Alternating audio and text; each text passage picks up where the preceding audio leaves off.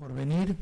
Me han encargado a mí de presentar esta mesa redonda que organiza Casa América Cataluña conjuntamente con Anagrama, la editorial. Y bueno, la verdad es que estoy muy honrado de presentar a estas personas que tienen tantos títulos, que saben tanto y que, bueno, la verdad es que estoy un poquito intimidado, porque yo soy autodidacta y redento.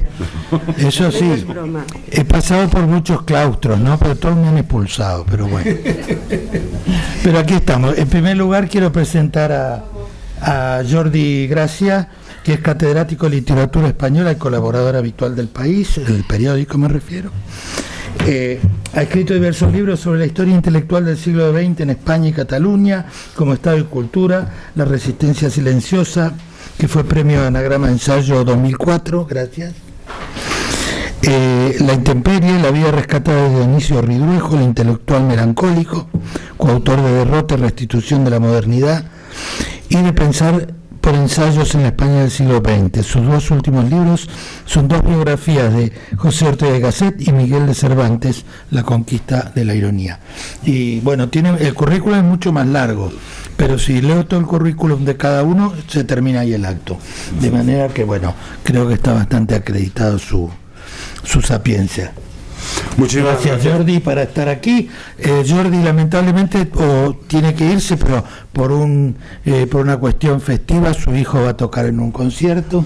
No, bueno, ahora lo cuento yo, pero no es exactamente eso. Lo peor es que confundí las fechas y no me di cuenta de que teníamos entradas para ir a escuchar a Dudamel al Palau de la Música a las 8:30.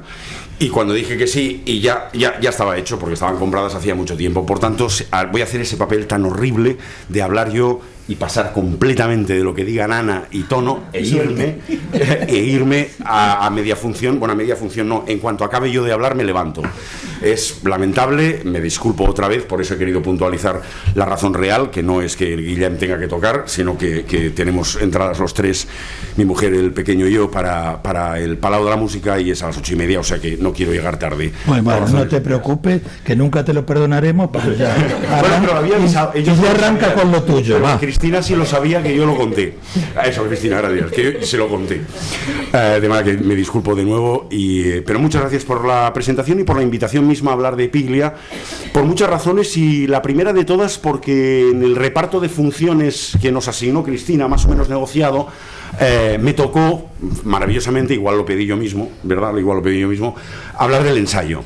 Yo confieso que soy de estos un poquito caprichosos, de que no llegan a decir que la dimensión de Piglia como escritor tenga en el ensayo parte de su mejor manifestación, y no me voy a atrever a decirlo delante de Plata Quemada o de Respiración Artificial, evidentemente, pero sí quiero decir que no me parece que el ensayo sea la parte más reivindicada, más estimada de su obra. Ahora, o en los últimos años, ha pesado mucho más los diarios de Renzi, han pesado siempre las novelas, pero tengo la sensación de que el ensayo, ni en Crítica y Ficción, ni en Formas Breves, ni en El último lector, ni siquiera en aquella antología tan bonita, Antología Personal, donde hay un par de ensayos para mí sensacionales, han acabado de ganar el peso que yo creo que deberían tener en el perfil general de Piglia, y seguramente por una razón de peso, o al menos de peso para mí como lector de Piglia, y tiene que ver con la excelencia libérrima de la madurez de un escritor que no siente el menor respeto ni el menor miedo por incumplir la expectativa del lector, sino que asume el desafío de proponer por escrito las lecturas de los grandes, que pueden ir de Kafka a Joyce, terminando por Gombrowicz, o Gombrowicz, como quieran llamarlo, y que por tanto se enfrenta ante primeros autores como si estuviese haciéndolo en privado, como si estuviese en una conversación en complicidad, como si no estuviese, por lo tanto, actuando como intérprete y como teórico ni como crítico, sino precisamente como lector. Todos creemos que El último lector, que es para mí el mejor libro de ensayo de Piglia, es el Che Guevara, porque así titula el capítulo, y es un maravilloso capítulo, es un ensayo para mí sensacional. El último lector es Piglia. sin ninguna duda. El último lector, el que se define como último lector, el que está definiéndose a sí mismo como último lector, me parece que es él con una capacidad de autorretrato de sus propias frustraciones y de sus propias ambiciones particularmente emocionante. En Formas breves, que yo creo que es un libro, como tal libro fallido, aunque tenga cosas estupendas dentro, mete un capítulo que evidentemente procede de los diarios de Renzi y lo cita y alude directamente a Renzi cuando todavía Renzi no formaba parte de las publicaciones del propio Piglia, pero ya coloca allí unos fragmentos relacionados con Renzi, y yo creo que es lo que da la pista de esas formas breves que nacen de esa intimidad doméstica de quien necesita escribir porque lee. Necesita escribir porque lee. No mientras prepara las clases de literatura que va a tener que dar, no porque le hayan encargado una conferencia o un artículo, sino porque la lectura le motiva, le exige, le impone la escritura sobre lo leído a partir de personajes que resultan particularmente enigmáticos. Esos tres enigmas los he mencionado, pero creo que son... Bueno, sí, falta uno, Borges, evidentemente. El Borges de El último lector es un Borges, ¿cómo decirlo? Es un Borges que ha salido de la tumba. Es un Borges que revive. Es un Borges que está leído ya no solo desde la complicidad, sino desde el desacomplejamiento de Piglia, como si no supiese que está hablando de Borges. Y por lo tanto con una capacidad para tratarlo de un tú a tú que no es irrespetuoso, sino que es conversacional, y por lo tanto liberando una forma de la opinión, una forma de la sugestión y de la conjetura, que yo creo que está en la raíz del modo en el que lee a los demás Piglia. Y eso lo toma de Borges y lo explica en ese capítulo maravillosamente bien. Somos nosotros, los lectores, lo que decidimos qué leemos y qué es lo que leemos. Eso está en Borges, eso es matricial en Borges, y Piglia es, yo creo que es lo que toma de Borges para luego aplicarlo sobre Kafka, sobre Joyce, sobre Gombrowicz, y de Gombrowicz estoy pensando particularmente en lo que fue una conferencia tardía de Piglia que apareció recogida en Antología Personal y que es a su vez una conferencia sobre una conferencia, la famosa conferencia del año 47 de Gombrowicz en Buenos Aires, cuando nadie tiene ni idea de quién es Gombrowicz, apenas tiene un círculo, un entorno pequeñito de muy poca gente, bueno, una tertulia, pero nada más, y sin embargo Piglia monta una extraordinaria conferencia a partir de esa conferencia de alguien que se manifiesta fundamentalmente como lector, mucho más como lector que como escritor. En el caso de Joyce y en el caso de Kafka, para dejar para el último momento al Che Guevara, en el caso de Kafka y en el caso de Joyce, yo creo que está enfrentándose a la plena conciencia de emulación frustrada de dos autores míticos a los que sin embargo vuelve a leer como si fuesen personajes sometidos a su vida cotidiana, a la naturaleza vulgar, anodina, previsible de la vida cotidiana. Lo que de Kafka le interesa, por supuesto, es el proceso, por supuesto son las novelas inacabadas, pero sobre todo le interesan los diarios. Y si estuviese Jordi, pero ya se lo dirá Lali, hay una lógica directa entre la pasión por los diarios de Piglia y la pasión por los diarios de Jordi Arralde. Y lo que lee de Kafka Piglia, en lo que se mete Piglia, sí, es en el mundo literario de Kafka, pero sobre todo a partir de los diarios. Cuando aborda a Joyce y cuando intenta explicarse la locura de Finnegan's Wake, lo hace también a partir de las cartas de Joyce, como lo ha hecho a partir de las cartas de Kafka, y en el caso de Joyce, para llegar a intentar desvelar la bestia inhumana que hay detrás de Joyce. Hay un momento en el que cuenta a alguien, que no recuerdo quién es, que Joyce está contándole, asombrado, que su hija, la hija de Joyce, escribe lo mismo que él, sobre los mismos temas, sobre las mismas materias, porque la hija se lo deja leer a Joyce. Y Joyce lo está comentando con alguien Y entonces este alguien, que yo diría que es un psiquiatra, Jung no será, ¿verdad? Pero alguien importante, que no me acuerdo, le contesta diciendo, sí, y eso que a ti te hace, y eso en lo que naufraga tu hija, es donde tú navegas. Ese lugar en el que naufraga tu hija, una profunda desgraciada, es el lugar donde tú navegas. No tiene nada de casual que eso tenga un papel muy relevante en el ensayo de Piglia, me parece que forma parte de lo central, del mismo modo que la lectura que está aplicando a Ernesto Che Guevara vuelve a ser la lectura que escapa al mito, igual que escapa al mito Kafka, igual que escapa al mito Joyce, igual que escapa al mito Gombrowicz, sobre todo porque lo será, no lo es en el año 47, vuelve a aplicar la misma estrategia para leer al Che Guevara.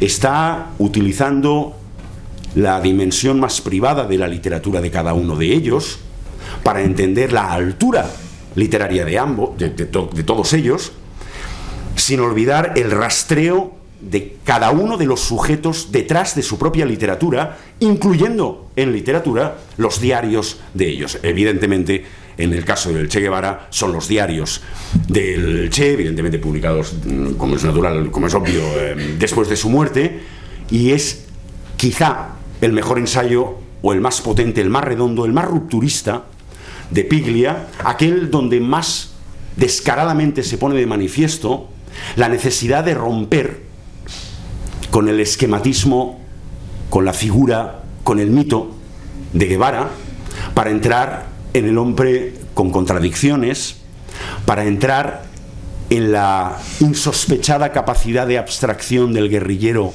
cuando lee, para entrar en la profunda crueldad del guerrillero cuando debe actuar, para tratar de comprender cómo actúa una figura antes de ser la figura que es, y al mismo tiempo tratando de adivinar en esa figura lo que explica el mito que será. De ahí que el modo en el que rastrea las lecturas, rastrea los recuerdos de infancia del Che, rastrea las lecturas anteriores y las de presente, tengan que ver fundamentalmente con una cosa: la obstinación del lector Che Guevara. La obstinación, la tenacidad, la necesidad de pelear, y en el caso del Che Guevara lo de pelear tiene un sentido literal, con lo que lee. Y yo creo que ese es el eje en el que se sitúa Piglia para tratar de entender al escritor y a la figura humana, y necesariamente y a la vez al guerrillero. Creo que ese es el ensayo más brillante, más probablemente también más desenmascarador del mito Che Guevara, y lo que ya no sé es si es el más ¿cómo decirlo? El más perdurable. No tengo mucha idea si dentro de medio siglo seguiremos hablando de los diarios del Che Guevara, pues igual sí, no lo sé. De lo que sí estoy seguro es que de Joyce, de Kafka y de Gombrowicz, me parece que de ellos sí que seguiremos hablando. Por eso, quizá en el que pelea más a fondo Piglia, más convencido y más urgido, más exigido, como diría un periodista deportivo, es con el Che Guevara, donde pelea el Piglia más a largo plazo, más con larga mirada, más perdurable, es el que pelea con Kafka, con Joyce y Gombrowicz. Y por mi parte nada más y muchas gracias. Bueno, lo saludamos con un aplauso. Y que disfruten el concierto. Bueno, sí, eso lo voy a hacer. Muchas gracias. Luego nos contarás. Adiós. Gracias. Un poco en consonancia con lo que Jordi nos ha expuesto con tanta lucidez, con tanta claridad respecto de Piglia. El viernes pasamos el documental de Andrés Di Tella, 327 cuadernos en la Sala Girona. Los que, bueno, tuvimos la suerte de...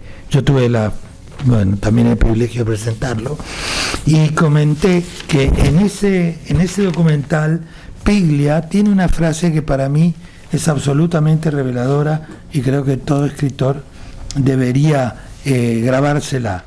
Y dijo: el arte de narrar es la relación que tiene el autor con la historia que está contando. Y me parece absolutamente reveladora, porque en verdad que cuando estamos tratando con la materia que estamos narrando, estamos tratando con un personaje en el cual, que es la historia, es un personaje en el cual se mezclan la memoria, la subjetividad, los amores, las frustraciones, el odio, los resentimientos, todas esas cosas que nos componen y que nos hacen seres humanos. Y también en el documental es una aproximación bastante interesante al Piglia amigo, al Piglia próximo. Bueno, nuestra próxima ponente es Ana María, ¿verdad? Ana Caballé Masforrol, es profesora titular de Literatura Española de la Universidad de Barcelona y responsable de la Unidad de Estudios Biográficos. Ha obtenido el premio extraordinario del doctorado por su tesis La literatura autobiográfica en España y el premio Gaciel 2009 por biografías y memorias, convocado por la Fundación Conde de Godó. Su línea de investigación es el estudio y la divulgación de la escritura autobiográfica en lengua española. Es colaboradora habitual del suplemento ABC Cultural y de otros medios de comunicación. No sé si, Ana, si me olvido alguna cosa importante. No te olvidas de nada, está perfecto. Muy bien, pues muchísimas gracias, Ernesto, por la presentación y buenas tardes a todos.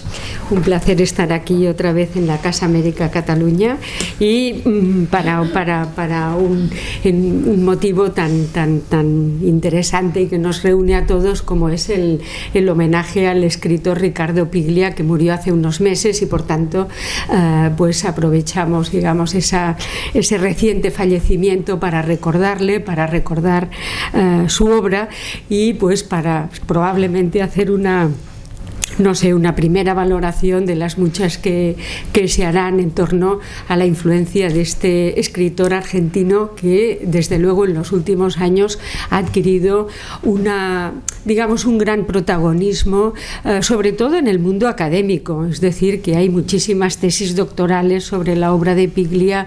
Es un autor que interesa mucho entre los estudiantes, la gente joven, y bueno, a mí en ese reparto de papeles que decía Jordi Gracia, pues me corresponde hablar, vamos a decir, bueno, con perdón de Tomás Oliver, pero un poco de la joya de la corona de la obra de Piglia, que es, su obra diarística, una obra que prácticamente, se escribió se preparó en los últimos años al hilo de su enfermedad, pero que todos hemos descubierto que realmente los diarios de Piglia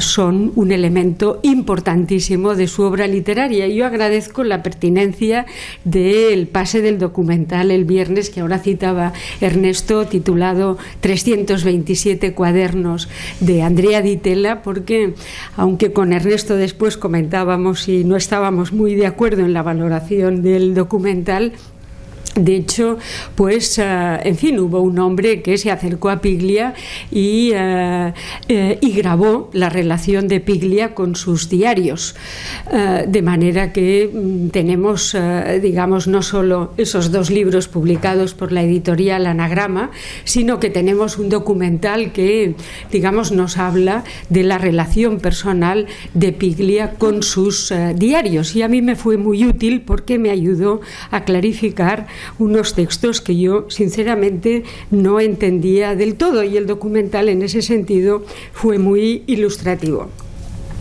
Bueno, empezaría diciendo que una de las características de esos diarios de Emilio Renzi es la singularidad que tienen, es decir, que no se parecen bien, todos los diarios se parecen en el sentido de que tienen unas pautas, sobre todo pues registran el paso del tiempo, el paso de los días, de los meses, de los años, pero dicho esto, los diarios de Emilio Renzi de Piglia tienen una gran singularidad que se explica por la pasión que siente Piglia por la literatura. Es decir, que realmente son los diarios de un escritor. Yo creo que aquí el mundo del diario, digamos que es un género relativamente reciente y ahora ya estamos obligados a distinguir entre los diarios personales, aquellos, vamos a decir, que se ejecutan como una práctica cotidiana, la gente que tiene la costumbre de escribir, de llevar un diario, que lo puede llevar regularmente, lo puede llevar en momentos especiales de su vida, pero que es una práctica que no aspira, no tiene ninguna ambición literaria. Y luego podríamos decir que están los diarios literarios, es decir, aquellos que se conciben con una voluntad literaria. En España en los últimos años tenemos, diríamos, a un grupo de escritores que están manteniendo una actividad diarística regular. No sé, pienso en Andrés Trapiello, en José Carlos Llop, en José Luis García Martín, etcétera, etcétera, que llevan años publicando regularmente sus diarios, y son diarios concebidos desde el principio con la idea de que van a ser publicados.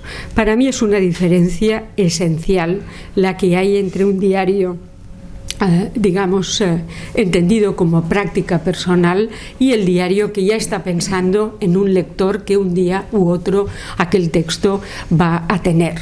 Y digo que es fundamental porque habrá una voluntad de estilo en el diario literario que, sin embargo, en el diario, digamos, concebido como práctica, esa voluntad de estilo no la hay, porque uno está pensando en una función interna y no está pensando en una valoración externa. Para mí esta es una diferencia esencial, y la primera pregunta que surge es, bueno, ¿y dónde colocamos los diarios de Emilio Renzi? Porque, para empezar, no son los diarios de Ricardo Piglia, lo que ya nos facilitaría mucho las cosas, pero Piglia no suele poner las cosas fáciles, y son los diarios de un alter ego que después sabemos, porque es un personaje, digamos, recurrente en la obra de Piglia, pero del que conocemos más en los dos volúmenes publicados, que es que fue, pues, el abuelo paterno de Piglia, un hombre con el que el autor se sintió muy identificado. De hecho, jugó un papel muy importante en años decisivos como son los de la primera madurez. Emilio Renzi le ayudó, digamos, le facilitó un trabajo maravilloso, que le dijo: mira, yo tengo cantidad de libretas y de cuadernos, etcétera, que nunca he ordenado, de manera que te pago un sueldo para que tú ordenes mis cuadernos. Trabajo estupendo para un futuro escritor, que le asegura un sueldo y que, por otra parte, le permite a Piglia independizarse de su familia, con la que, descubrimos en los diarios, mantiene una relación agridulce. ¿Cuál no lo es? Pero en todo caso nos interesa conocer de alguna manera, digamos, la profundidad biográfica de Piglia. Claro, hay que decir que todo lo que, en fin, lo que podemos decir de los diarios de Piglia es mera hipótesis de trabajo. Primero, porque los diarios no están concluidos. Aquí está la Ligubern, y esta mañana me decía que el tercer volumen de los diarios está en marcha, pero hasta que esto no esté publicado y tengamos esa obra cerrada, no podemos hablar de la evolución de esa escritura diarística, que en todo caso fue decidida desde el principio, y no sé si hasta el final, por el propio escritor. En todo caso, sí que fue decidida en los dos primeros volúmenes de Piglia. Es decir, que aquí nos encontramos con un caso verdaderamente curioso, y es que hay unos diarios, diríamos que Piglia viene escribiendo desde los 16 años, y a partir de un hecho que podríamos decir que es fundacional en su biografía, que es el momento en que el padre, por cuestiones políticas, decide con la familia trasladarse de Adrogué, su lugar de nacimiento, a Mar del Plata. Es un traslado que para Piglia, en fin, es un, vamos a decir, le causa, digamos, un impacto emocional. Él estaba, en fin, hay personas que no les importa trasladarse de un sitio a otro y hay personas que están afincadas, arraigadas a un sitio y cualquier traslado les causa una profunda perturbación. Piglia parece ser de estos y de hecho una y otra vez volverá sobre este hecho fundacional del momento en el que se alejó de Adrogué y se fue con la familia a Mar del Plata. A mí en ese sentido me recordaba a Anaïs Nin. Anaïs Nin, también gran diarista, como el propio Piglia. De hecho, en fin, Ricardo Piglia, lo descubrimos aquí, es un extraordinario diarista, un diarista en profundidad, es decir, un hombre que mantiene con su diario una relación permanente, vamos a decir, y casi de dependencia emocional a lo largo de toda su vida, como ocurría también con Anaïs Nin. Anaïs Nin es un caso parecido. Llega a Barcelona a los 13 años, su madre, después de las múltiples infidelidades de su marido, el pianista Joaquín Nin Culmein, decide coger a la familia y a sus dos hijas menores y trasladarse a Barcelona momentáneamente hasta que después decide irse a Estados Unidos. Anaïs Nin es una muchacha de 13 años profundamente vinculada a su padre y la separación pues le lleva a escribir un diario, a iniciar un diario que después mantendrá, como sabemos, a lo largo de toda su vida, ¿no? De manera que, no sé, me parece que se trata de dos escritores que construyen el diario como un espacio que, digamos, un espacio sustituto de la casa familiar, de la casa, en un caso de una casa con los abuelos a los que Piglia está muy unido, en el otro caso a un padre con el que Anaïs Nin está muy unida. Pero quiero decir que en los dos casos tenemos un diario que se construye como un espacio de sustitución, es decir, un espacio que viene a cubrir un vacío y ese vacío de alguna manera se eternizará en el tiempo. A partir de ese momento Piglia se convierte en un diarista que mantiene con los diarios una relación, en fin, yo me he leído por cuestiones profesionales y por amor al género muchos diarios. Nunca había visto una persona que se está releyendo continuamente a sí mismo como Piglia. Es decir, tiene 25 años y está releyendo el diario que empezó a los 16 y pensando qué salida profesional le puede dar a ese diario. Entonces, no es tan fácil aquí decidir si se trata de unos diarios literarios o unos diarios personales. Están a caballo entre las dos cosas. Son unos diarios literarios porque, precisamente para reforzar esa literariedad, Piglia los proyecta en una voz literaria, que es la de Emilio Renzi, pero este Emilio Renzi es alguien que siempre tendrá, diríamos, una voz que está por encima de él, que es el que controla, diríamos, la selección que se hace de los diarios personales, que es el propio escritor. Es decir, que estamos ante una operación claramente literaria. En ese sentido, sin entrar en más detalles, serían unos diarios literarios, porque hay un personaje en el que se proyecta la voz del autor, no hay una coincidencia plena entre el autor y el personaje que escribe, y por otra parte, porque ahí tenemos una selección de su diario personal, de aquellos, supuestamente en el documental el viernes aprendimos que Piglia habla de 327 cuadernos, pero de hecho nunca los contó, de manera que, bueno, 327, por decir algo, muchos cuadernos, un hombre que ha escrito diarios toda su vida. Aquellas muchas libretas han quedado reducidas a estos dos libros y a otro que vendrá, que aproximadamente, fíjense ustedes, estos dos libros prácticamente tienen las mismas dimensiones, me apuesto lo que quieran a que el tercero tendrá las mismas que los dos anteriores. Es decir, que Piglia ha concebido ese diario como una selección literaria de un diario que tiene una extensión enorme. Claro, como no conocemos su diario personal, yo el otro día, cuando la cámara se acercaba a una libreta, me afanaba por leer una frase, por entender algo.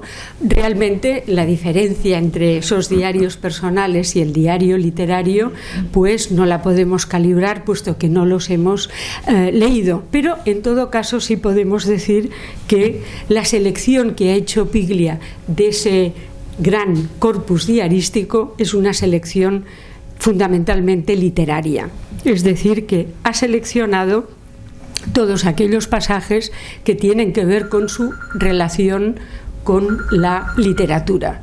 Él como lector de diarios, él como escritor, él en relación a los autores de su generación, él en relación a sus maestros, él en relación a sus discípulos, es decir, que son unos diarios eminentemente literarios donde lo que prima es la profunda, la intensa relación de Piglia con la literatura. A mí esto es una cosa que me ha dejado verdaderamente boquiabierta, pero tampoco sé si realmente este hombre, su vida, para entendernos, ya la concebía como texto, es decir, que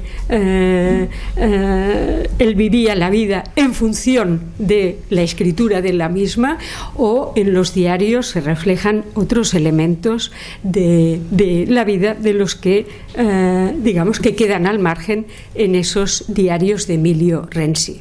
De manera que ahí tenemos diarios donde lo que domina es la relación de Piglia con la literatura.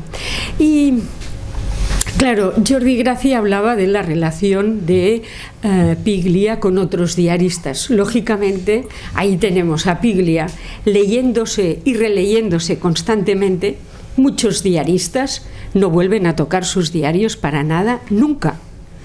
Bueno, psicoanalíticamente tiene mucho interés ver a un hombre que está releyéndose continuamente, porque me atrevo a decir, pero digo que es solo una suposición, que en realidad ese diario, que empieza siendo un sustituto de un espacio familiar que se pierde, acaba construyéndose como un espejo.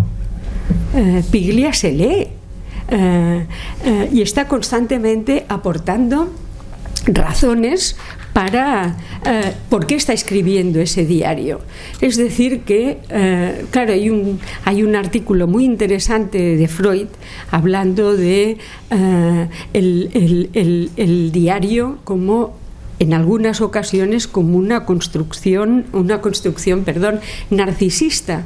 Bueno, ahí tenemos, no lo sé, pero me sorprende mucho, y yo creo que no conozco otro caso como el suyo, de un escritor que está releyéndose constantemente y que mantiene una relación tan intensa con todos aquellos cuadernos con los que habita, se diría, permanentemente, ¿no? Creo que esto es algo que con el tiempo pues es algo que tendremos que explicar, esa intensa relación de Renzi con sus diarios. Entonces, claro, no es extraño, Piglia lee a otros diaristas porque se confronta y se mide con ellos, ¿no? En ese sentido recuerda un poco a Josep Pla. También Josep Pla hace en el Quadern Gris, cuando se publica en el año 66, una reelaboración, de hecho hace 5 reelaboraciones de un diario que escribe en su juventud, en 1919-1920. Ahí también hay una reelaboración literaria. ¿Podemos decir que el Quadern Gris es un diario? Bueno, ha pasado por tantas deturpaciones, vamos a decirlo así, que es difícil saber qué queda de aquel diario inicial. Allí hay un escritor queriendo construir un texto lo más literario posible. Pero ahí tenemos a Pla, tenemos a Piglia, no a Naisnin, por ejemplo, confrontándose con otros diaristas. Decía Jordi, ha hablado de el Che Guevara, ha hablado de Gombrowicz, otro diarista excepcional, ha hablado de Joyce, bueno, por el Finnegan's Wake, pero no podemos hablar de un diario propiamente en el caso de Joyce. pero la gran influencia de Piglia es el oficio de vivir de Cesare Pavese. Es la gran influencia de Piglia, el diario de Pavese. De hecho, lo va leyendo y releyendo a lo largo de su vida, y debo confesar que ahí tuve un primer rebote con Piglia, porque a mí el diario de Pavese me parece... Entiendo, en fin, la valoración y lo entiendo todo, pero tengo un problema que es la misoginia de Cesare Pavese, ¿no? La misoginia de Pavese lo hace para una mujer, realmente el diario lo hace incómodo, ¿no? A mí cuando leer todas las mujeres son unas cerdas, pues, en fin, bueno, vale, pues, en fin, me dan ganas de cerrar el libro y decir, vale. Susan Sontag puso al gran Cesare Pavese en su sitio cuando en el año, creo que fue en el 68, escribió un artículo precioso diciendo, bueno, realmente Cesare Pavese tiene un gran problema con las mujeres, y es que era impotente. Entonces, claro, hay una relación aquí de amor-odio, y estudia muy bien la impotencia de Pavese y cómo eso repercute en su escritura misógina del diario. Debo terminar, ¿no? No, continúa.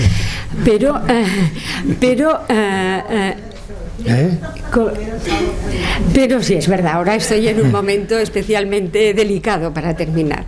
Pero entonces, bueno, es sorprendente que Piglia, es decir, pasa como si pasara sobre unos cristales rotos. Ni una habla del diario de Pavese, lo lee, tal, en fin, hay una gran complicidad con Pavese, y sin embargo de esa cuestión, que es una cuestión muy llamativa en el diario de Pavese, porque realmente pues la relación con las mujeres pauta, diríamos, ese diario escrito a lo largo de 15 años, en Piglia esto no existe para nada, ¿no? Es decir, que me hubiera gustado saber qué piensa Piglia de ese componente misógino evidente en los diarios de Pavese, pero a Piglia Pavese le interesa por otra razón.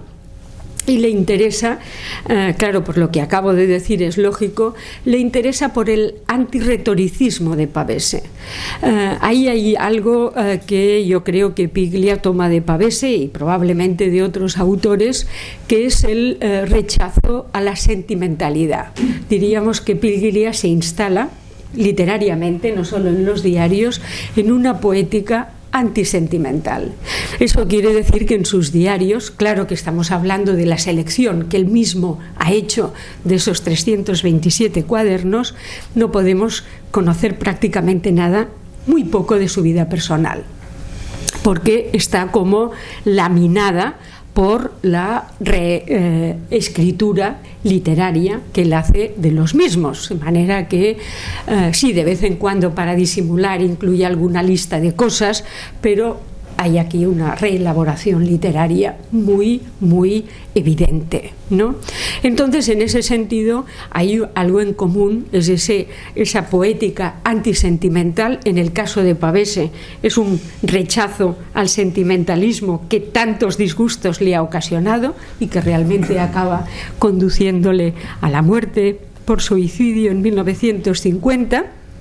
Pero en el caso de Piglia no es este aspecto, sino que es el hecho de toma de Pavese esa poética antisentimental, es decir, ese distanciamiento permanente respecto de los sentimientos, de las emociones, etcétera, razón por la cual vamos a decir esos diarios son eminentemente literarios, y la selección que se hace de esos 327 cuadernos es igualmente literaria. Y sin embargo, y ahora me aventuro a una hipótesis, diría que esa poética antisentimental en la que se instalan los diarios de Piglia tienen un motivo biográfico que queda como diseminado, pero apuntado en los diarios, como si se le escapara al propio escritor. Y es la idea, no es la idea, es el hecho de que los padres de Piglia, por lo visto, son dos personas extraordinariamente emotivas. De hecho, el padre es un hombre que flirtea con el suicidio en varias ocasiones, un hombre muy emotivo, un hombre que le está hablando siempre al hijo de sus angustias, y el hijo, en un momento dado que el padre ha ido a desahogarse con él, está pensando: ¿y por qué me cuentas esto a mí, que soy tu hijo, no soy tu padre? En todo caso, esto yo tendría que explicártelo a ti, pero no tú a mí, ¿no? Pero no se lo dice. Y es decir, que diríamos el carácter melodramático de la familia, que en fin, viven siempre en un estado de gran ebullición emocional, convierten a Piglia a una persona que, diríamos, impone siempre una distancia respecto a las emociones en estado bruto, en estado vamos a decir, natural, ¿no? Es decir, que por una parte está la influencia de Pavese, pero mi teoría es que Pavese le sirve un poco de molde, de modelo, de inspiración, de maestro para una tendencia o una voluntad suya de proyectarse en un diario desde un punto de vista, vamos a decir, narcisista, en el sentido de construcción de una identidad, pero no para volcar allí desahogos emocionales que, desde luego, en los diarios de Emilio Renzi no los encontramos nunca. Pero hay que decir otra vez que esos diarios son la selección, es la elaboración que Piglia hace de 327 cuadernos, y por tanto no deja de ser un proyecto literario más. Ahora sabemos que pues es el proyecto, digamos, más próximo al escritor, y la prueba es, digamos, en el documental, la importancia que le da a los diarios y el hecho, que ya aparece a los 25 años, en sus años de formación, de que desde el principio Piglia se pregunta qué hacer con sus diarios. Evidentemente le van a servir como taller literario, muchos pasajes después él los va a volcar pues en sus obras de ensayo, pero de hecho hasta que más o menos cuando en la última etapa de su vida, cuando se retira de Princeton y vuelve a Buenos Aires, es cuando se enfrenta con toda esa escritura y decide pues esa selección que conocemos. Bueno, no me quiero extender más porque tengo muchas cosas, pero en todo caso igual después en el diálogo o en el coloquio podemos tratarlo. Muchas gracias.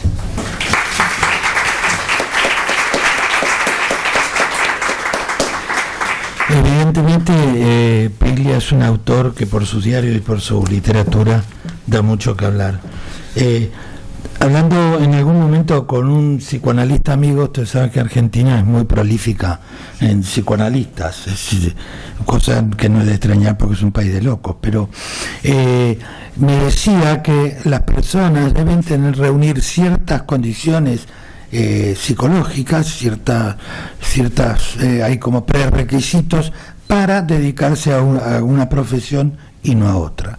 Entonces me decía, para los escritores la obsesión es una característica fundamental para poder escribir, y creo que Piglia, con esto, a lo largo de estos 300 y pico, los que fueran, de cuadernos que él ha conservado, que ha tenido y que ha, como decía Ana, ha vuelto a revisar y a releer así obsesivamente, demuestra que este tema de la obsesión es una característica fundamental en él y en la escritura en general.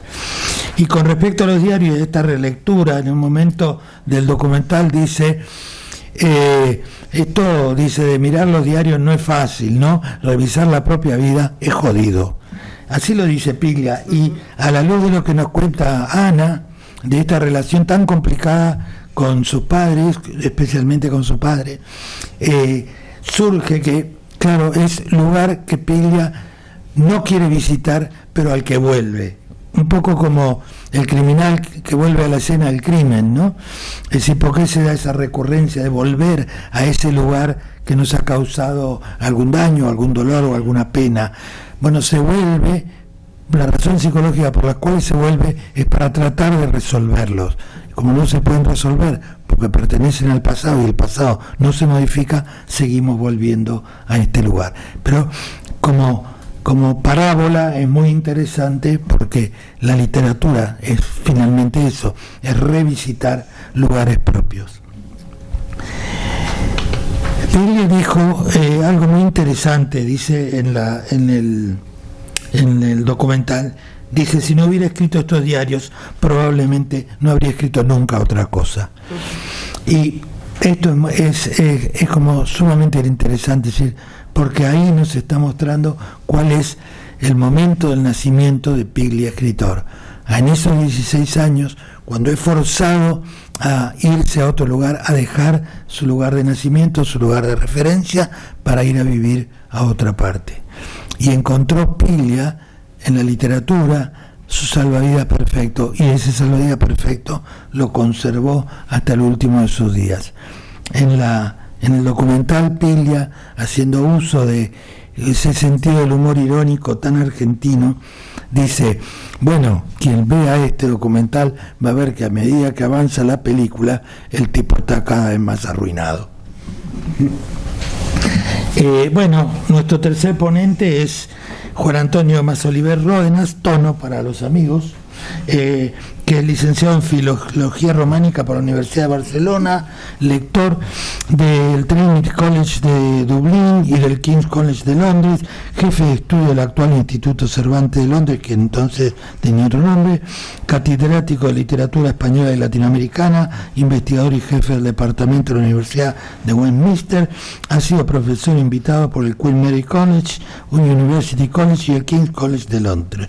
Actualmente es profesor en el Máster de Creación Literaria en la Universidad Pompeu Fabra. Colabora en numerosos suplementos culturales y revistas de España y de otros países. Ha publicado, entre otras, El Jardín Asiago, La Casa de la Maleza, El Bosque de Celia y luego el volumen Poesía Reunida. En 2002 publicó un nuevo poemario titulado La Memoria sin Tregua. ¿Falta algo? No, sobra. Gracias, Tono, y bueno, todo tuyo. Bueno, yo soy un poco menos académico. Me ha interesado mucho tu ponencia, la encuentro polémica, en el sentido de, bueno, por ejemplo, lo de Joyce no necesitaba, coincide algo con Piglia, que su creación es también memoria.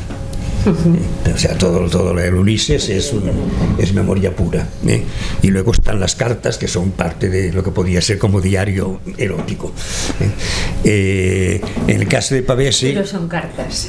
No son cartas, pero bueno, que son expresión. Pero todo escritor tiene voluntad literaria cuando escribe, además de no solo los diarios, sino también las...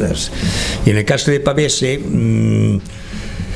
que desde luego Piglia admira, porque es uno de los modelos como diarista, pero yo no estoy muy de acuerdo contigo en que no hay sentimentalidad en Pavese. Yo creo que todas las obras de Pavese son muy sentimentales y a veces en el diario es incluso un poco melodramático.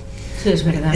Es un poco melodramático, que es la parte que irrita del diario, ¿eh? Es muy dramática la forma como muere, pero bueno, la cuestión es que como Piglia aprovecha... Se queja siempre, ¿eh? Se queja es siempre. Un quejica, sí, es un quejica profesional. Bueno, yo voy a hacer primero una cosa muy personal, de cómo yo conocí a Piglia.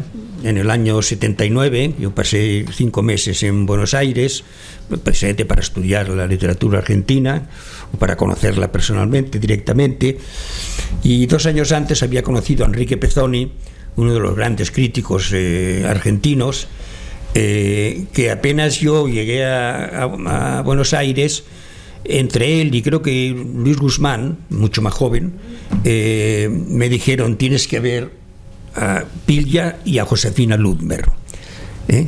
Y en efecto yo fui a la casa y yo siempre decía, nunca me acuerdo si era la casa de él o la casa de ella, y ahora explicaré la respuesta, ¿eh? La cuestión es que yo, como testimonio de esa amistad, la Piglia luego estuve en un homenaje en Madrid, un homenaje a él en el que yo participé. Luego nos encontramos en Granada, que nos llevaron especialmente a ellos y a mí, a Beba y a Ricardo y a mí a recorrer la Alhambra, y bueno, y nos carteamos de vez en cuando. Y los únicos mails que yo voy a leer son los últimos, porque son los que son sucintos, muy breves, que expresan un poco esta relación nuestra. No voy a leer lo que digo yo. Dice: querido Tono, también yo te tengo muy presente, sos mi lector más generoso y entrañable. Esto se dice, pero es bonito escucharlo. Supongo que ahora habrá 4 personas que dirán: a mí también me lo dijo. Esperen siempre noticias tuyas. Beba y yo te recordamos con alegría. Un abrazo. Esto es fecha del 22 de septiembre del 15, que ya tenía Lela, que aquí no hemos mencionado esa enfermedad brutal, que a pesar de la enfermedad él se empeñó en seguir con los diarios. Por eso yo no estoy seguro si la tercera parte es tan larga, porque ya Pilla tenía problemas, ¿no? O sea que no. Lo están recogiendo. Sí. Su gente lo está recogiendo. Exacto. Con la mujer, ¿verdad? Sí. Exacto, con Beba, sí. Con Beba, sí. Por eso digo que. No sabemos el tamaño. Sí, pero que bueno, que no creo que haya la fuerza que en los 2 anteriores, porque aquí ya estaba realmente tocado. Luego hay uno del 24 de octubre del 15 que dice: y yo también recuerdo vivamente nuestro primer encuentro. Yo estaba en ese tiempo con Josefina Ludmer, mi ex mujer, y entonces ahí es cuando descubrí que era su mujer. Estaban los dos en la casa, yo pensaba, a lo mejor son amantes. Resulta que no, que eran marido y mujer. Y dice: también yo tengo una experiencia variada de divorcios, lo comprendo. En cada separación, y fueron 3, he perdido la mitad de mi biblioteca, un cuarto de mi corazón.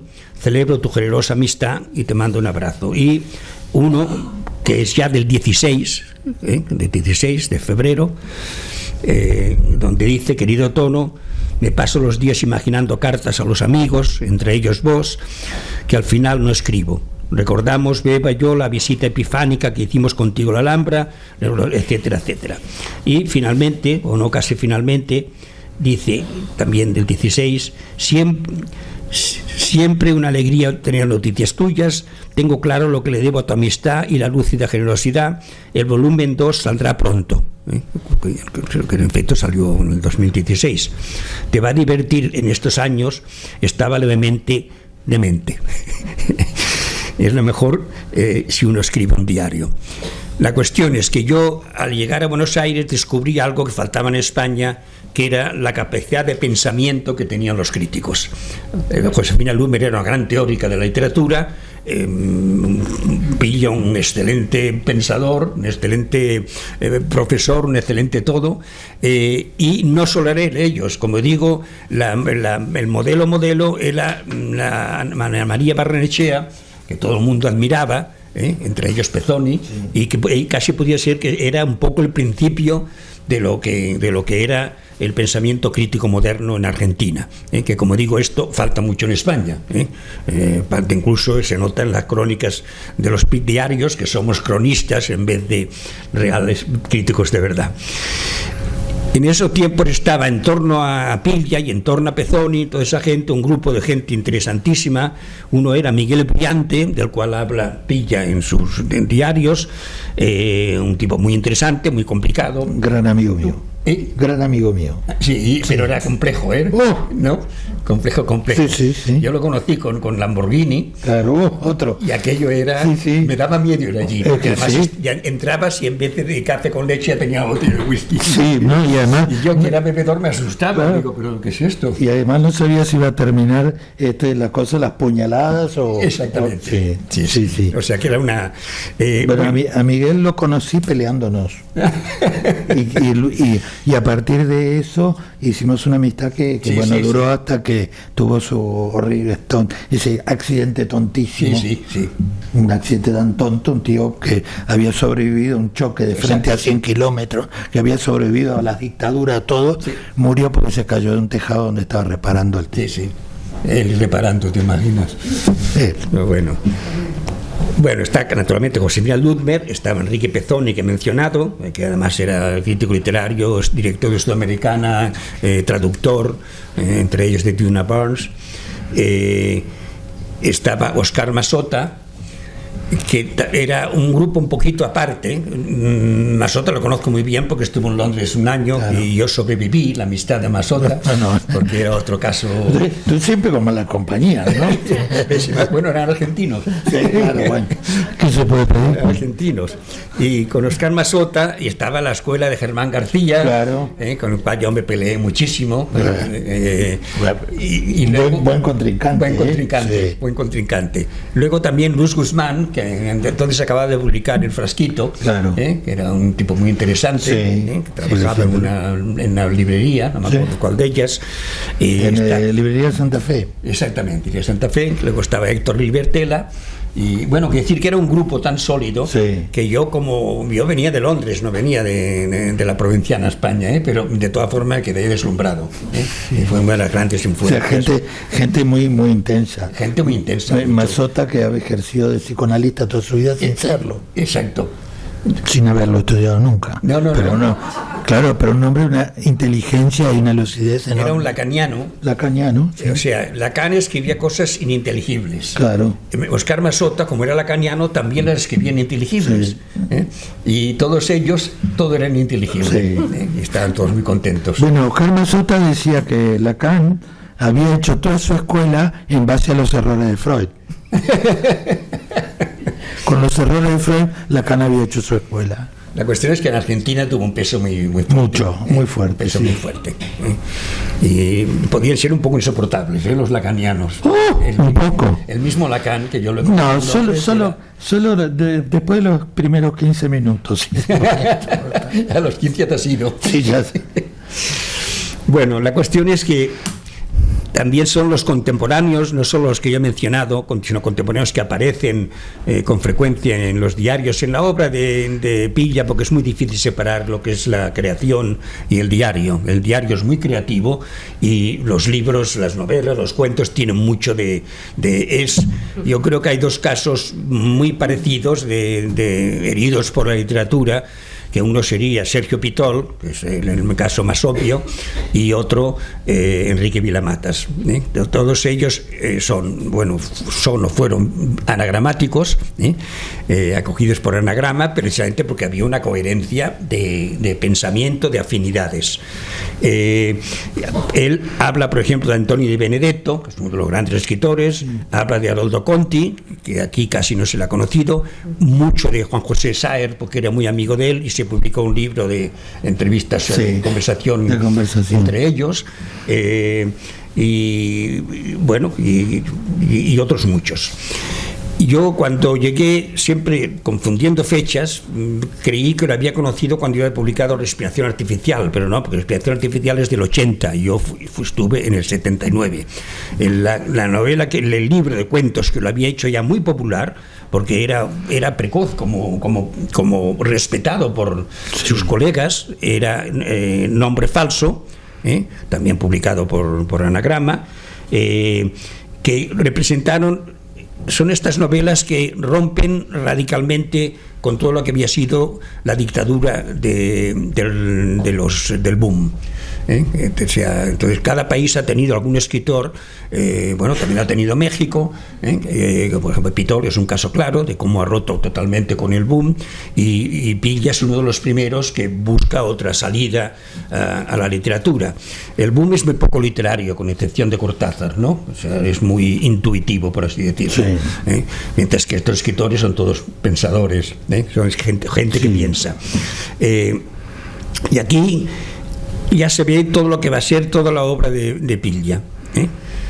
Uno, la invención, o sea, la imaginación; el otro, la historia, que también pesa mucho en toda su obra; el otro, el pensamiento crítico; y el otro, sobre todo, la defensa de escritores heterodoxos, o lo que él llama impuros. Naturalmente, encima de todo está Roberto Alt. Pero Roberto Alt, él tenía casi la misma obsesión que tenía Borges con Macedonio Grande, claro, ¿no? O sea que eran realmente tiene además tiene unas páginas sobre Alt fabulosas, de lo mejor de Pilla. como digo, se trata de buscar lo impuro. Esto aparece todo en Plata quemada. Es el caso más claro de buscar la impureza en la vida argentina. La plata quemada, la plata es el dinero quemado, como algo sucio. En un país como Argentina, lo puedo criticar, sí, obsesionado por presentar una imagen mítica, utópica o idealizada. En otra dirección también lo ha hecho Borges. Borges lo ha hecho irónicamente, sí, con el gaucho, con el compadrito. Claro, el compadrito. Es decir, que claro, Borges aquí también es inevitable mencionarlo, inevitable. Y también es un escritor literato. O sea, en Borges no, todo era la literatura para Borges, sí, todo era literatura, sí, sí. Más que en Pilla, porque en Pilla veremos que hay mucha cosa personal también.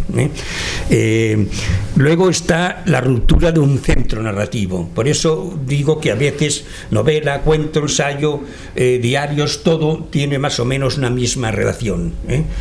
Rompe los centros, va buscando centros nuevos en busca de un centro que no existe. Es decir, que parte de la destrucción y parte de lo fragmentario, que es un rasgo característico de la novela contemporánea, el fragmento. Es decir, la ruptura con la tradición decimonónica que se ha impuesto siempre en nosotros. El fragmento es lo que es el Quijote, es volver al fragmento. Es volver a los pasajes, por así decirlo, a los episodios. Luego ha reivindicado escritores con los que él se identifica, que casi todos son, como digo, heterodoxos.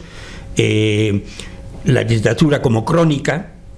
Emilio Renzi aparece desde el principio. Emilio Renzi es el nombre del abuelo, o sea, Renzi, y él crea un alter ego que es evidentemente el propio Pilla, o sea, no importa el nombre o no nombre. Es un homenaje al abuelo que es el de la familia, como tú has dicho, el que él admira, respeta y le sirve de inspiración. En el nombre falso y a los cuentos ya vemos muchos elementos que veremos en lo que para mí es uno de los libros más grandes de Pilla, que es Plata quemada, uno de los libros más indiscutibles. Es una escritura en la que el crítico se convierte en una especie de detective que pretende resolver enigmas. Es casi como policíaco, sin ser, bueno, hay algo de novela policíaca, sí, en Pilla. Es una escritura que él dice clandestina y culpable. Luego está la biografía del autor, que hay elementos biográficos para crear una complicidad con el lector, como lo veremos. Creo que sí que hay una intensidad emocional en Pilla, solo que Pilla no es sentimental, por así decirlo. La emoción y el sentimentalismo son muy distintos. Cuando una persona escribe desde la inteligencia, no puede ser sentimental, no puede dejarse abandonar por los sentimientos. Y entonces, por lo tanto, luego está... A ver, sí, dime. No, ¿qué crees que sí? No he dicho nada. No me importa que interrumpas, ¿no? Estamos aquí para charlar. Bueno, hay, como digo, es una escritura que vemos casi como una acción, como movimiento. Como todo escritor contemporáneo, de los que yo identifico con Pilla, hay lo que se llama en su escritura una poética, es decir, explica lo que él entiende por literatura. Esto es muy frecuente. Él dice: se equivocan los que piensan que es más fácil contar hechos verídicos que inventar una anécdota, sus relaciones y sus leyes. La realidad, es sabido, tiene una lógica esquiva, una lógica que parece a ratos imposible de narrar. Y esto es lo que él busca, esta realidad esquiva. Todo lo que es esquivo, por eso digo que tiene algo de como policíaco, en el sentido de una investigación. Como complemento de los cuentos está Formas breves, los ensayos, que es el complemento del nombre falso, que está totalmente identificado, que Herralde o Anagrama lo incluye en la narrativa, no lo incluye en ensayo. Y creo que tenía razón, hay mucho de narración aquí, y por eso digo que en el caso de Pilla escapa toda definición de qué género es. Aquí los protagonistas de nuevo son Renzi, como es lógico, Macedonio Fernández, Alt, Gonconovich, mencionado por Jordi Gracia, y Borges, que representan para él la literatura impura. El libro que le dio más nombre de pronto fue Respiración Artificial, ¿no? Sí, el libro del año 80. De nuevo hay una relación entre la impureza y la historia, la literatura, la fragmentación, la locura, que es un tema que va a aparecer recurrente. El narrador es un investigador absoluto, o sea, Emilio Renzi, y dice que trata de evitar, dice él, el costumbrismo y el estilo oral que hacía estragos en la literatura argentina. Esta es una buena definición de lo que es Pella. Y por eso su interés ya por Roberto Alt y por todo lo que hay de impuro. Bueno, Plata Quemada, como digo, es la novela que le ha dado más prestigio, por así decirlo, en el año 77, novela... Y más dolores de cabeza. Y más dolores de cabeza. Y más dolores de cabeza, en efecto. Aquí es otra vez una defensa de la pureza, quizá el libro más claramente defensa de la pureza. Creo para mí que es una de las grandes novelas argentinas, sí, ¿no? De las indiscutibles. Hay mucha narratividad, o sea, hay narración. El marco histórico sigue contando mucho en Pilla. Bueno, el marco histórico responde en parte a una historia, a una obsesión argentina también. En Argentina no hay forma de evitar la historia. No. Es como una maldición. Sí, no, está siempre presente, y además en la historia también con un componente muy particular que es el peronismo, ¿no? No, es bueno, claro, esto es la cumbre de todo y la destrucción. Sí, la destrucción de todo, ¿no? Sí. La destrucción de todo. Es un fenómeno extraordinario. Una vez, perdón, por pequeña digresión, me pidieron cuando fue el triunfo electoral de Cristina Kirchner, de un diario de España, me pidieron que hiciera una nota respecto de ese tema, y que de paso, ya que estaba, sí podía explicar el peronismo para el público español. Y entonces yo intenté explicarlo con una frase de un peronista histórico, que era un sindicalista llamado Saúl Edolver Ubaldini. Edolver, que nombre, que cuando le preguntaban algo siempre respondía: ni una cosa ni la otra, sino todo lo contrario. Bueno, en efecto no hay forma de definirlo el peronismo, ¿no? Claro, es de izquierdas, de derechas, de todo. No, es lo que quiera, sí. Es lo que quiera hacer. El peronismo es, digamos, lo que el que es el dueño del peronismo dice en cada momento. Sí. Y esa propiedad no es una propiedad que se pueda sostener mucho tiempo, cambia de mano todo el tiempo. Pero ha durado hasta hoy. Sí, y va a seguir durando, sí. Porque al ser algo que no tiene ideología, exacto, se adapta a lo que sea, a lo que convenga. Entonces, lo que venga. Entonces, tan peronista Menem neoliberal como Cristina Kirchner, abanderada de los desaparecidos. Bueno, en el caso de Menem, el ministro de Asuntos Exteriores era nada menos que Guido Di Tella, que no tenía nada de peronista demagogo ni de todo lo contrario. Sí. Y yo aquí me he olvidado de mencionar a Andrés Di Tella, que es el tío, que era el tío de Guido Di Tella. Y yo conocía mucho a la madre de Andrés antes de que él empezase a hacer cine. Claro. Era un niño, claro. Y Kamala Di Tella, que era una psicoanalista muy conocida, era, si puedo hacer alguna anécdota, era india, sí. Y hablaba un inglés muy peculiar, hablaba un español muy peculiar. De pronto alguien la conoció en la India hablando su lengua de allí y también era peculiar. O sea que simplemente ella era peculiar. Ella lo era. Y el padre de Andrés, que era lo contrario, Torcuato, ya hemos hablado de él, era un sociólogo de prestigio, pero no tenía que ver con Kamala ni con las excentricidades de Kamala, sí. ¿no? Era más convencional.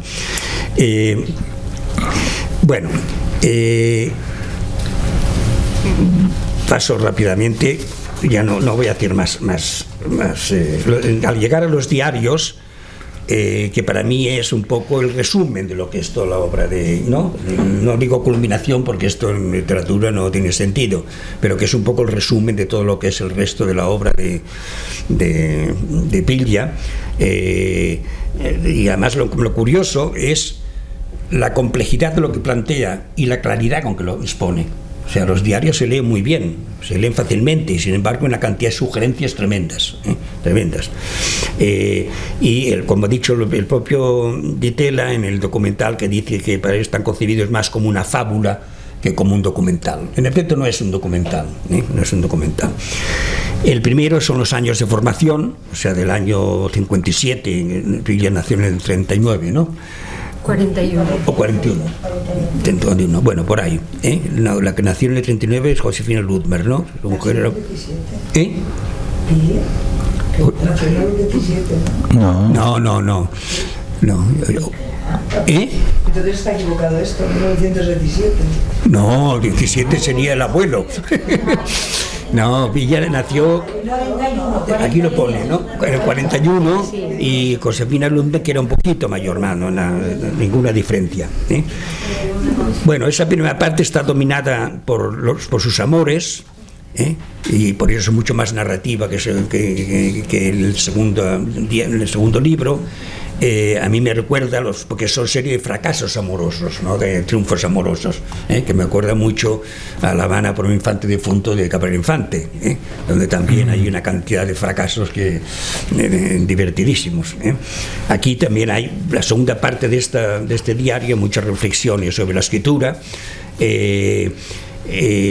Luego la conciencia de vivir extinguido, que aparece también en toda su obra, y establece una relación entre autobiografía y distanciamiento, lo que tú decías, que por un lado, o sea, que en efecto no es emocional en el sentido de que crea un detachment, ¿no? una distancia, pero que no elimina lo autobiográfico. La gracia precisamente es autobiográfico sin ser exhibición de su ego, en absoluto, no lo es.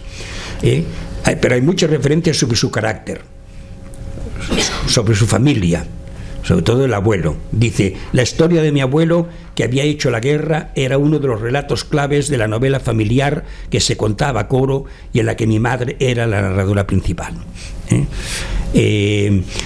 Habla ya de Pavese, del oficio de vivir, que yo los encuentro muy distintos, ¿no? Quizás porque el oficio de vivir... es que yo lo de Renzi no lo veo mucho como un diario. No lo leo como un diario. En cambio, en Pavese sí, Pavese es un diario muy claro, muy clásico, muy clásico. Por eso digo que en Pilla hay una ruptura del concepto de diario, como lo hay en todo lo que escribe él, todo lo que es fragmentario, porque toca muchas teclas, no solo su vida.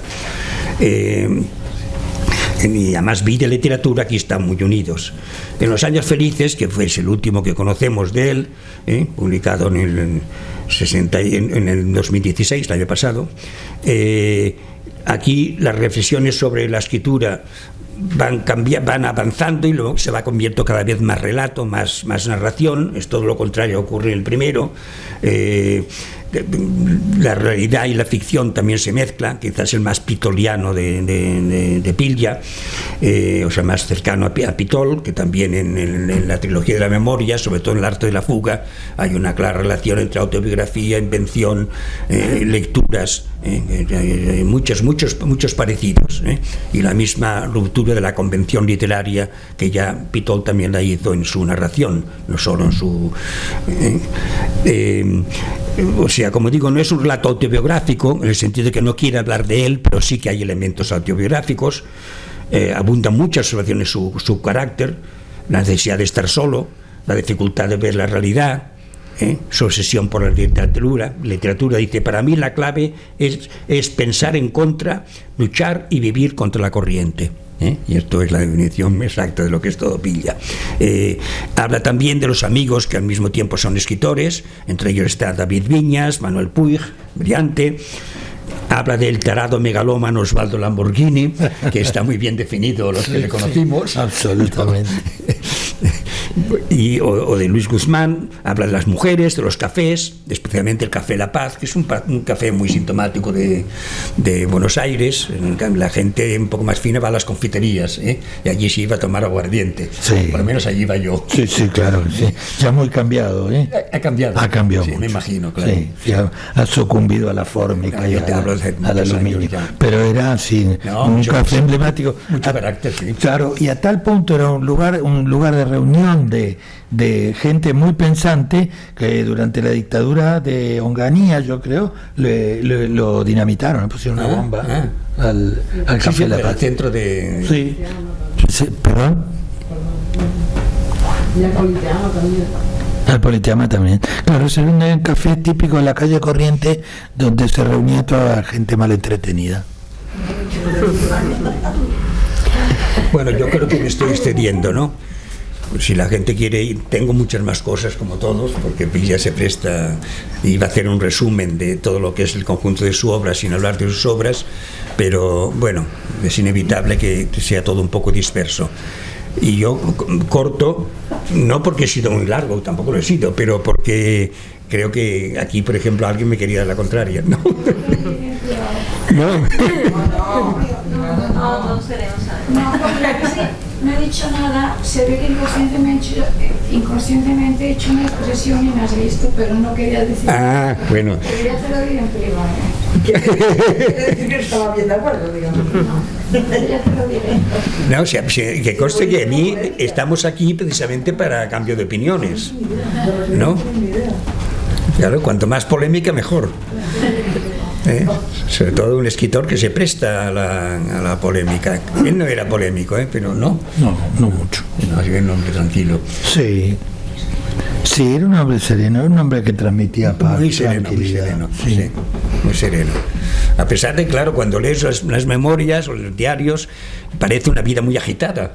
Porque la vida interior debía ser muy agitada. Debería ser, bueno, sí, no. Y que no es la personalidad, cuando le ves a él no ves relación entre... Claro, pero si no, ¿para qué escribir? Si no, tiene una vida interna muy agitada. En efecto, sí.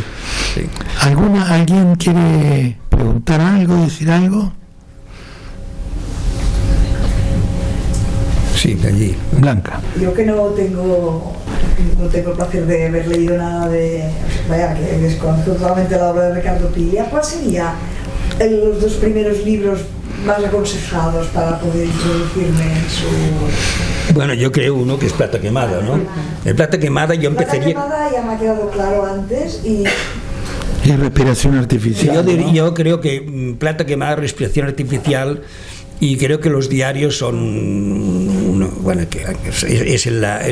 cierra toda una etapa de Piglia, ¿no? Simbólicamente, porque claro, Piglia lo escribió antes. Yo sospecho que el último también tenía cosas escritas que las trataron de ir arreglando, ¿eh? No es un diario escrito en la fecha que lo publicó, ¿eh? Son diarios a lo largo de la vida que luego él los ha reunido, y por suerte los ha reunido y los ha reescrito. En efecto. Pero bueno, el último mucho reescrito no podía. No podía. De hecho, en el segundo, el último tercio del libro ya se ven las entradas mucho más cortas, más disperso también. Sí, menos literarios, es decir, que se le ve a él como ya muy agotado y se nota el cambio. Pero bueno, es un testimonio importante. Pero yo creo que sí, respiración artificial. Yo empezaría con Plata Quemada porque resumen casi todo lo que es, y luego iría a respiración artificial, que es un poquito más complicado como libro, ¿eh? Es un poquito más complicado. Y luego los diarios, claro. Pero claro, es un escritor en el que no hay un libro que digas que es flojo, que es peor, ¿no? No se pueden establecer muchas jerarquías, ¿eh? A mí ya los libros de cuentos iniciales me encantaron, ¿eh? Y estoy leyendo a Piglia, el Piglia de siempre, ¿eh? O sea que hay como una madurez impresionante, no hay como evolución en él, sino que es todo escritor va creciendo en libertad, como es lógico, ¿eh? Pero que es muy coherente todo lo que hace, ¿eh? Sí, el cuento, ese género olvidado por las editoriales. Exacto, ¿no? Sí. Y que es un género maravilloso. Ahora no tanto, ¿no? Creo que en los últimos años tenemos a Cristina Fernández. ¿Cómo? A Cristina Fernández Cubas, dicen. Sí. Oh, y hay otros cuentistas. No, yo creo que en todo el mundo hispanoparlante. Mariana Enrique. Sí. No, sí. Pero sí es verdad que... Tiene razón, durante muchos años, y creo que Lali Gubern lo puede confirmar, que los escritores son más bien reacios a publicar cuentos, a no ser que también luego hubiese en los editores, a no ser que luego hubiese también una novela, ¿no? Sí, sí. Pero yo creo que pero ahora no, ahora hay un cuento revival, ¿no? Sí, y el cuento en España ha tenido, digamos, ha crecido mucho gracias a la importancia del cuento en Latinoamérica. Sí. Es decir, No, esto seguro. García Márquez, Cortázar, todos los escritores, los grandes escritores, todos han practicado el cuento. Borges solo se dedica Solo al cuento. relato. Solo, sí, sí. Y en cambio, en la cultura española, digamos que era poco aficionada, le daba poca importancia al cuento, y yo creo que el impacto de lo latinoamericano ha hecho que muchos Sí, escritores todas estas aquí nuevas se escritoras, forzaran a la mesa, todos, Sí, todos yo- vienen de la Schweblin, de la, Sí. ¿no? De la, bueno, de los Sí, latinoamericanos. yo creo que es un género por el cual vale la pena también empujarlo y pelear y hacer que se publiquen. Yo organicé con Ciruela, que es la editorial donde publico, 2 antologías de cuentos, una que se llama Barcelona Negra, la otra Madrid Negro, y ahora estamos ya preparando la tercera, que se llama Tiempos Negros. Digamos, tomamos lo negro con mucha generosidad, con mucha amplitud, no tiene que ser policíaco especialmente, y han sido muy bien recibidas. Yo creo que sí, que es un género que tiene que revitalizarse. Cortázar decía que una novela es un match de box que se gana por puntos en el último round. Un cuento es un match de box que se gana por knockout en el primero. Y creo que es una muy buena Sí, definición. lo que pasa es que Cortázar creo que siempre lo mejor son sus cuentos. Lejos. No, de lejos. Lejos. Porque ahora Rayuela ha quedado un poquito Sí. como una moda un poco desfasado. Sí, es un juego, Y Rayuela, hay más. partes buenas cuando son como cuentos. Claro, ¿no? claro. Pero los cuentos de bestiario, los magníficos cuentos de Cortázar, de Historia de Cronopios y de Fama, Ah, sí, que sí. son para reírse, Sí. el cuento Conducto en los velorios, que es un cuento para reírse de toda la vida. Es una familia que se dedica a copar velorios ajenos, se adueña del velorio de otro y termina relegando a los parientes a la última fila. Es un cuento maravilloso. Las hormigas. Y claro, como dices tú, bueno, empezar, que Rulfo demostró también que se puede escribir cuentos y pasar a la historia como gran cuentista. Está Borges, naturalmente, está Cortázar, y luego los escritores más jóvenes han seguido escribiendo cuentos. Hay Sí. una mucha mayor tradición, sobre todo en Argentina. Sí, sí. Sobre todo en Argentina. Pero igual con muchas dificultades en Argentina para publicar cuentos. Si eres un escritor que ya tiene editorial y ya tienes una venta, pues han podido presionar, como es el caso de Martínez o de algún otro.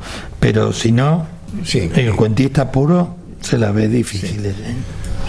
A mí me ha interesado en los diarios ver cómo Piglia lee Rayuela, porque es un conocimiento que lo tenemos bastante escaso de cómo los argentinos reciben a Cortázar en el momento en que se publica Rayuela, y en cambio él le reconoce desde el primer momento la entidad literaria y la importancia que tiene, y dice que está a años luz del resto del boom, Sí. porque está yendo por otro lado. Sí, Bueno, es que no es absolutamente. del boom, lo que pasa es que se integró ya. la moda latinoamericano. Pero él dice las marquesinas del boom, Sí, como sí, tú sí, decías, sí, ¿no? sí.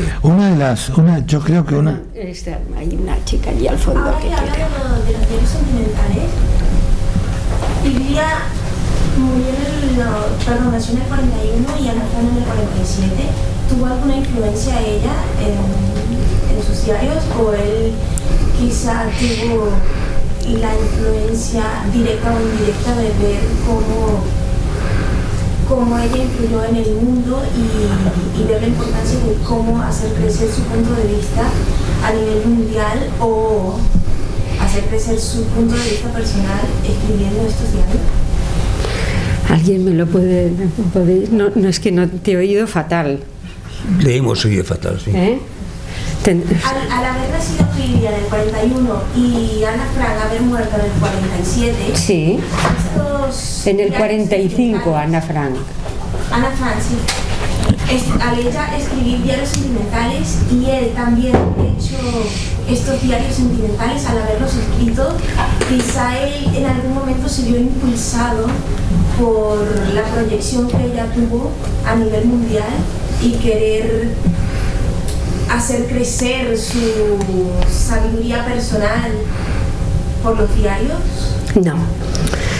El estilo y la concepción de Ana Frank y Piglia no tienen nada que ver. No hablo del estilo exactamente, pero como ella se desarrolló para escribirlos, quizá él a lo mejor vio alguna influencia, algo que vio desarrollarse en la personalidad de ella. Al menos no lo cita ni una. Mira que cita diarios, porque en fin está citando escritores constantemente, pero del diario de Ana Frank no hay una sola referencia. Y además ahora aprovecho para decir que realmente en ese sentido es un diario, digamos, que siempre se mide, o es un escritor que se mide con escritores varones. Hay muy pocas referencias a escritoras, poquísimas. Sí. En realidad, bueno, sería interesante, ahora tampoco he hecho un vaciado, pero son poquísimas. Él siempre está midiéndose con otros. Yo no veo ninguna diferencia entre chicos y chicas. No, pero lo digo como, en fin, que es interesante porque, o sea, no cita a Anais Nin, no cita ninguna diarista de peso, no cita, por ejemplo, a Virginia Woolf, que es una gran diarista del siglo XX, ni una sola vez, y en cambio pues cita a Kafka, a Gombrowicz, a Gide, es decir, yo creo que es que no hay una sola escritora citada. Sí, Beatriz Guido. Sí, porque son Beatriz contemporáneos, Guido, ¿no? porque es amiga suya y la cita. Claro. En fin, pero Ana Frank escribe diarios en el sentido de un diario tradicional, lo más tradicional, documental. Sí, no hay voluntad literaria en Ana Frank. No. Está tratando de es el testimonio de un momento. Exacto. Y de lo que es una adolescente Ana Frank. Sí. Bueno, yo quería hacer una pregunta para los tres. Lo siento, no voy a poder disimular el acento argentino, que soy malas compañías. Les quería preguntar qué género o qué libro creéis que perdurará de aquí a 50 años. Ya sé que es difícil, que estaba diciendo que eran muy parejos en la primera parte. Y la segunda, si creéis que hay un heredero o heredera obvio de Piglia ya en la tradición argentina, española, alguien que sea un heredero. Gracias. Yo personalmente no creo que haya herencias literarias, no creo que haya un autor que herede a otro, sobre todo porque cuanto los autores que a mí por lo menos más me interesan o los más destacables son autores muy originales, ¿no? Que imponen un nuevo estilo, un nuevo punto de vista, una nueva manera de narrar las mismas cosas que se vienen narrando desde los griegos a esta parte. De manera que el concepto de herencia, a mí no sé, es un concepto que no lo veo y que no me parece interesante por otra parte. Sí, me interesa más el concepto de tradición. Hay tradiciones literarias en las cuales hay autores que uno los puede ir viendo cómo se implican en una tradición, ¿no? Pero, ¿y qué ahora con la otra parte de tu pregunta? ¿Puedo cambiar la tradición? Creo que es eso lo que quería decir. O sea, vale. Era un obvio continuador de la tradición de Piglia.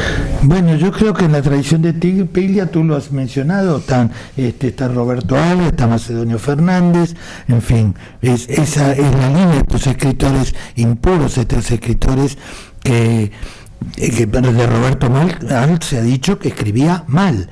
Y la verdad que si uno lo lee detenidamente, pues sí, pues sí, escribía mal, pero escribía muy bien. Exacto. Al mismo tiempo. Suerte escribía mal. Claro.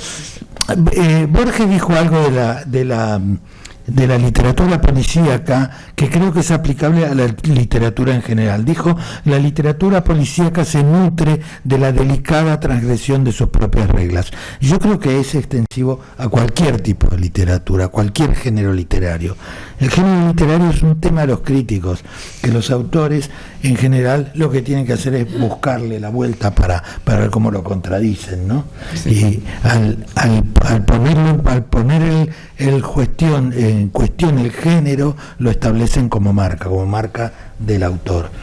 Hace un rato hablábamos de Borges, de Cortázar, y como escritor muy particular que se sale del boom Y Cortázar lo que hace es inventa un lenguaje de los argentinos que en realidad nadie habla, no existe. ¿Por qué no lo conocía? Claro, porque él vivió casi toda su vida en Europa.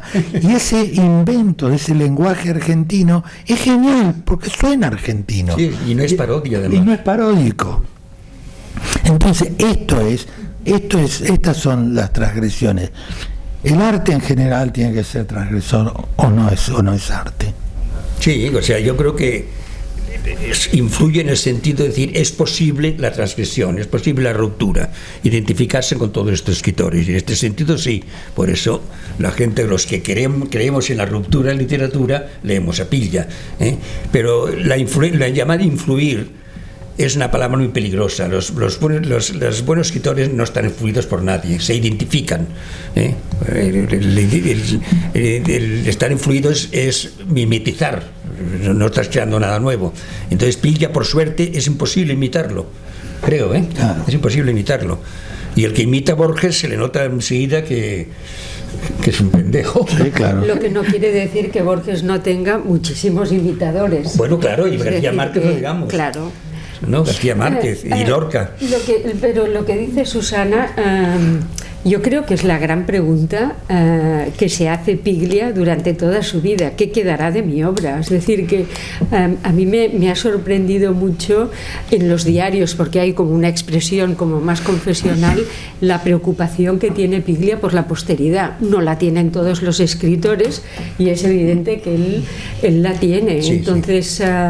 Creo que es una gran pregunta. No sé si ahora estamos todavía en condiciones de responderla, pero en todo caso los diarios yo creo que podría ser de lo que, digamos, de los textos de Piglia que puedan leerse durante más tiempo.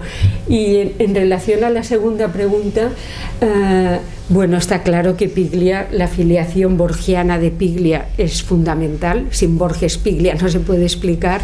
Y creo que Alan Pauls podría ser, no lo sé, ¿eh? Es una especulación, pero creo que Alan Pauls está en la línea, podría ser un discípulo de Piglia. Es decir, que sin Piglia no sé si lo podríamos explicar a Alan Pauls. No sé.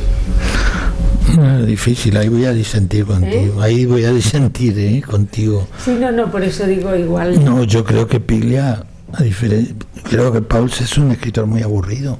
Y Piglia bueno, no he dicho, yo no lo he valorado, sí, sí. No, es un escritor interesante. Sí, es interesante. Sí. Pero yo no lo veo muy pigliaco. Pero yo creo que lo intenta. Sí. No, Intentarlo lo intenta. Bueno, lo que hemos dicho antes. Pregunta a discípulos. Pues, sí. Un poco siguiendo la línea esta de la preocupación por la posteridad, Borges también la tenía, pero fiel a su estilo, él decía que aspiraba al olvido. Pero sí, es una forma de posteridad. Claro, es una forma de posteridad. Dime. Bueno, yo creo, en algún punto estoy de acuerdo con los tres. Creo que de la lectura de los diarios y de las novelas, de su obra, creo que sí, en algún momento de un escritor no muy dado a la sentimentalidad. También comparto que es un escritor muy emocional y como tú decías, que decía Mazzotta que Lacan se monta sobre Freud, creo que Piglia hace lo mismo al montarse sobre Art y sobre Puig también, y construye su obra a partir de eso. Y lo que me choca un poco, que en ese afán rupturista, que no sé si acaba contradiciéndose, es que él mismo, al ensayar y escribir estos diarios, va creando un canon de cómo leer. Él enseña a leer, Piglia enseña cómo leer sus obras, ¿no? Y eso se ve muy claro en la Generación Artificial, y en sus libros de ensayo, donde habla del mensaje cifrado y todo eso. Pero hasta qué punto, digo yo, eso se crea un nuevo canon y se transforma en otro de lo mismo, o sea, en la misma cárcel de la que él quería escapar, ¿no? Como eso lo dejo planteado. Sí, esto es muy interesante porque hay escritores, y es una tendencia de la literatura contemporánea, el escritor que construye su propia hermenéutica, es decir, que su obra incluye cómo hay que leer su obra, ¿no? Entonces, digamos que el espacio de la crítica ya queda muy reducido porque son escritores que están viéndose a sí mismos escribir y leyéndose. Por tanto, comparto completamente esta idea. Esto lo hace Borges y evidentemente lo hace Piglia. Además, veo muy difícil ver como sucesores de Piglia, porque siento que él cerró una manera de leer, a la vez que abrió su mundo, pero también lo dejó muy cerrado. Piglia habla muy poco de los nuevos escritores. Es verdad. Y si lo hace 2 líneas de contratapa y con mucho pudor, pareciera. Pero bueno, eso no hace los grandes escritores también. Abren y cierran. Bueno, estos escritores creo que crean, y por eso he hablado de Vilamatas y de Pitol, crean un canon de lectura. Es decir, no influye en el sentido de cómo escriben, sino a qué escritores nos tenemos que acercar. Y las sugerencias que hace de escritores Piglia son fantásticas, ¿no? O sea, para iniciarse en lo que es la literatura de la impureza, por decirlo, es ideal, como lo es Vilamatas también. Vilamatas, hay escritores que casi se lo ha inventado él, los impone, por así decirlo. Construyen su genealogía, ¿no? Exacto. Sí, con respecto a esto que tú dices, hay una cuestión que yo creo que es importante, o que es mi idea, que la verdadera, la literatura auténtica o más profunda, o que en todo caso a mí me interesa más, comienza por una reflexión muy profunda del escritor sobre sí mismo, que esto a veces trasciende, a veces uno lo ve y otras veces no, pero que está de cualquier manera como fuerza en la escritura. Y al mismo tiempo, si un escritor reflexiona profundamente sobre sí mismo y su ejercicio literario incluye esta reflexión sobre sí mismo, también necesariamente va a influir en su relación con la escritura, es decir, con la literatura en general, con su idea de qué es literatura.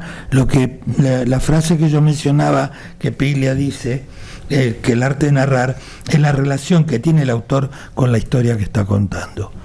Y toda historia está contada con una gran parte de la memoria del autor. Y la memoria, como todos sabemos, la memoria es ficción. Nunca recordamos las cosas exactamente como fueron. Las recordamos, la memoria es una construcción que vamos haciendo. Yo con lo de que la memoria es ficción no lo suscribiría.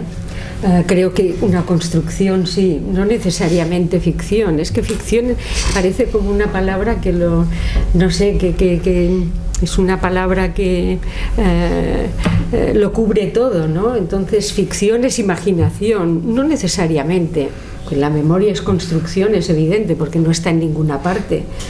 Pero ficción en el sentido de invención, aparte de ser un título estupendo, la invención de la memoria, no estoy muy de acuerdo. Bueno, hay que ir con mucho cuidado, insisto, en esa división que hacemos entre ficción, autobiografía. Todo esto son esquemas que están muy bien si eres profesor de universidad, pero en la realidad no. Incluso tergiversamos las lecturas por culpa de todo esto. Ficción, en el caso de Piglia es un caso muy claro. En Piglia hay ficción, pero no hay solo ficción. No hay solo ficción, hay pensamiento, hay de todo. Bueno, Milan Kundera decía que una novela debía ser como un banquete, que debía haber muchas cosas para probar, ¿no? Y yo creo que es así, creo que la vida debe ser así. Bueno, lo que son ficción son los bestsellers. Estos sí que son ficción pura, porque no tiene nada que ver con la dimensión humana de la gente, ni el lector con el... No tiene nada que ver. Incluso el creador no está allí. Él inventa historias. Y esta es la diferencia que hago yo en el Quijote. Hay invención. Cuando Don Quijote inventa, está loco. Cuando Don Quijote imagina, no lo está. Don Quijote necesita unos molinos de viento para ver gigantes. Necesita una campesina para ver a una princesa. Necesita partir de una realidad. O sea, es una transformación. La ficción pura no hay transformación, no hay nada. esto es Pérez Reverte, o bueno, lo respeto porque cada uno escribe como Claro quiere, que sí. pero que esto es lo que es ficción. Sí, bueno, toda esta fantasía que está de moda ahora, ¿no? Claro. Los libros de, no sé, El Señor de los Anillos, todo ese tipo de cosas que es ficción pura. Es ficción pura. Ya estamos. Bueno, Sí. pues esto ha sido Un sueño. un sueño. Muchas gracias. Y bueno, gracias a ti, Cristina, por la invitación y gracias a Es ustedes. una mesa, gracias de verdad, buenísima. Para los que hemos leído no mucho, para algunas cosas de Biblia, creo que ha sido una invitación a seguir explorando, leyendo su obra. Para los que todavía no hayan leído nada, pues acá nos han dejado unas perlas increíbles. Simplemente agradecerles pues, que nos estén acompañando en la editorial Anagrama. Recordarles que seguimos con la programación de literatura de la casa, que el día 29 de marzo tendremos al escritor colombiano Evelio José Rosero, de los ejércitos, creo que lo más conocido acá de Rosero entre los ejércitos, muy recomendado, imperdible, así que les espero por acá.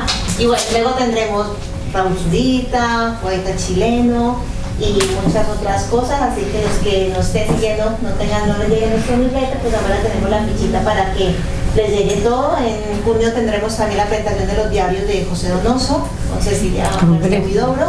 Y bueno, muchas cosas, muchas gracias. Gracias.